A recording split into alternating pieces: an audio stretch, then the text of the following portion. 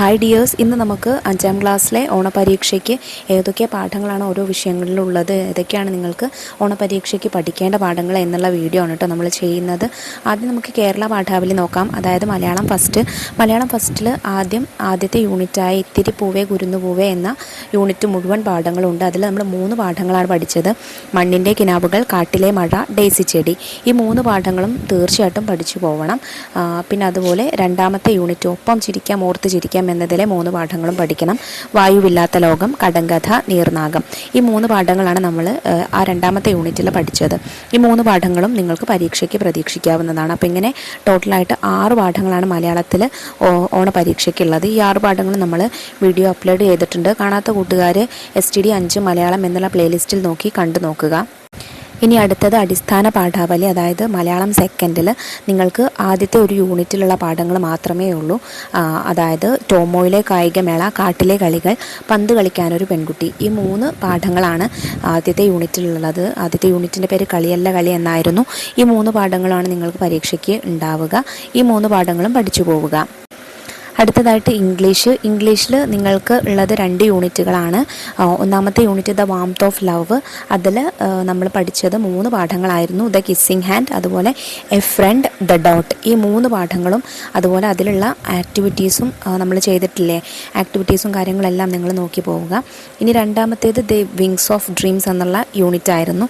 അതിൽ നമ്മൾ 3 ചാപ്റ്റേഴ്സാണ് പഠിച്ചത്. The little engine that could, അതുപോലെ റെയിൻ ഇൻ സമ്മർ, പിന്നെ ആര്യ ഇൻ ദ കോക്പിറ്റ്.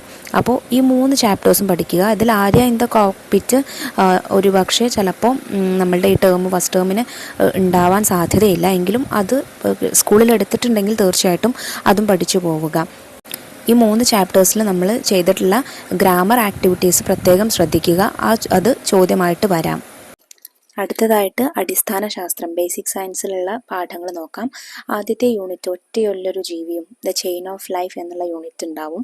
അതുപോലെ വ്യാധികൾ പടരാതിരിക്കാൻ, എവേ ഫ്രം ഡിസീസസ്, രണ്ടാമത്തെ യൂണിറ്റ് അതും മുഴുവൻ ആയിട്ടുണ്ടാവും. പിന്നെ അതുപോലെ ജലം നിത്യജീവിതത്തിൽ, വാട്ടർ ആൻഡ് ലൈഫ്, അത് നമുക്ക് അതിൻ്റെ ഒരു 3/4 പോർഷനൊക്കെ നമുക്ക് ഏകദേശം പ്രതീക്ഷിക്കാവുന്നതാണ്.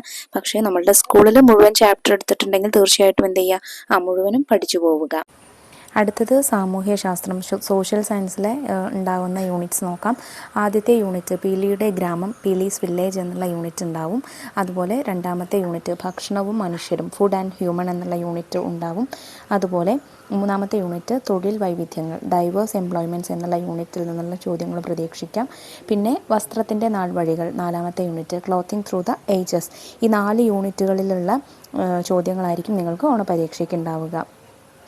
ഇതിൽ വരാൻ സാധ്യതയുള്ള ചോദ്യങ്ങളും അതുപോലെ ഇമ്പോർട്ടൻറ്റ് നോട്ട്സും ഒക്കെ നമ്മൾ ഓൾറെഡി വീഡിയോ അപ്ലോഡ് ചെയ്തിട്ടുണ്ട്. കാണാത്തവർ STD 5 സോഷ്യൽ സയൻസ് എന്നുള്ള പ്ലേലിസ്റ്റ് എടുത്ത് നോക്കി കാണുക കേട്ടോ.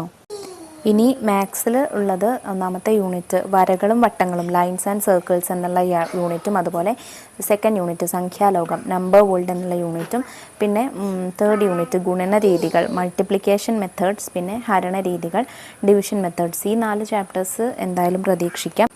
പിന്നെ 5ാമത്തെ യൂണിറ്റ് ഭാഗങ്ങളുടെ സംഖ്യകൾ എന്നുള്ളത്, അതിൽ നിന്നൊരു പകുതി പോർഷൻസ് നമുക്ക് പ്രതീക്ഷിക്കാം. സ്കൂളിൽ അത് മുഴുവൻ എടുത്തിട്ടുണ്ടെങ്കിൽ തീർച്ചയായിട്ടും മുഴുവൻ പഠിച്ചു പോവുക.